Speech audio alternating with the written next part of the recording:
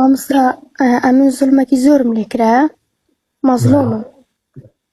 مامۆستا کە شەونێژی دەکەم یان کە نوێژی فەرزەکان دەکەم، قورئان دەخوێنم، مامۆستا زوڵمەکەم بەبیر دێتەوە زۆر دەگیریم.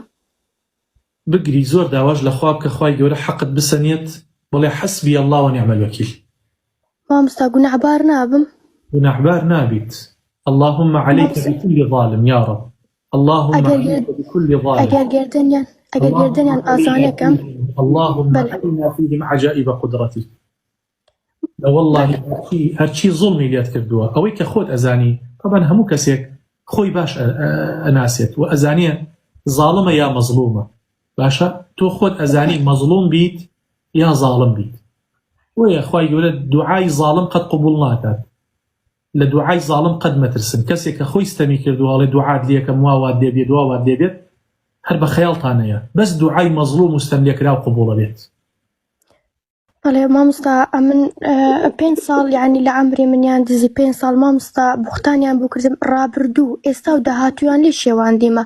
مامۆستا ئەمەوێک لیان خۆش بم گردنیان ئازا بکەم لە پێناو خوای، بەس مامۆستا وەڵڵاهی شتەکە ئیوەی نییە، زۆر عەزابیە بینم ڕۆژانە نازانم کو بژیم کو هەناسەی بدەم. مامۆستا زۆر دوعام لۆ کەسەکان کردیە کە ئەیش و کاریان باش بیت. مامۆستا کە گەیشتینە لووتکە ئەوجە غەدریان لێم کردیە، دەیان هەڵدایمە. مامۆستا زۆر نەخۆشیم لە دەستیان دیتیە، ئەمەوێ لیان خۆش بم بەس نەتوانم. شەو نوێژ لێم بووتە فەرزی شەشەم، قورئان خوێندن هەروە. مامۆستا ئەوجە پرسیارێکم هەر ئەوەندە بوو، دەمگوت لەوانەیە ئەم بگریم لە نوێژەکان لە قورئان، لەوانەیە خوا لێم تووڕە ببیت یان گوناهبار ببم. هەوڵدە خوشکەکەم ئەوەندە یعنی چۆن بڵێ ئەوەندە تەرکیز مەکە سەر ئەو کێشەیەت، با تەندروستی تێک نەچێت، جوانیت نەڕوات، بۆیە ئەوەندە خەفەت بخۆ لە شتەکە کە قیمەتی هەیە. ینی ئەوەندە تەرکیز مەکە سەر شتەکان، هەموو ژیانت ببێتە ئەوە بیرکردنەوە لەو شتە.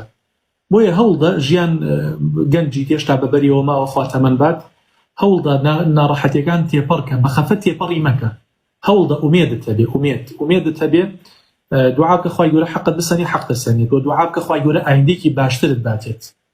ئەو کەسی ژیر و عاقڵ مسلمان ئەوا بیرەکاتەوە.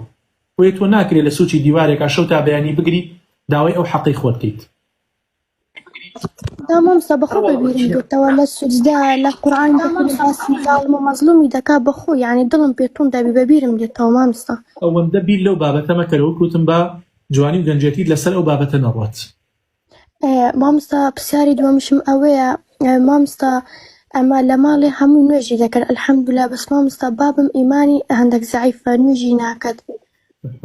هەندێک نییە، زۆر زەعیفە، خوای گەورە هیدایەتی بە و دوعای بۆ بکەن. مامۆستا یعنی داوای لێ ئەکەین کە پارەی عومرەمان بدەتێ. مامۆستا گەر نەمانداتێ ئەمە بە خۆمان ئیش بکەین.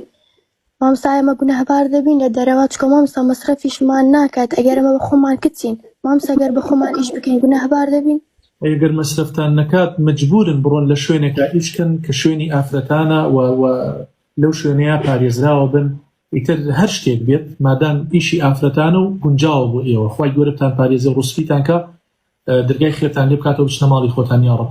ئینشاءڵڵا مامۆستا دایکم نەخۆشە، خوشکێکشم هەروە، یعنی پێویستە کەسێک. لا حول ولا قوة إلا بالله.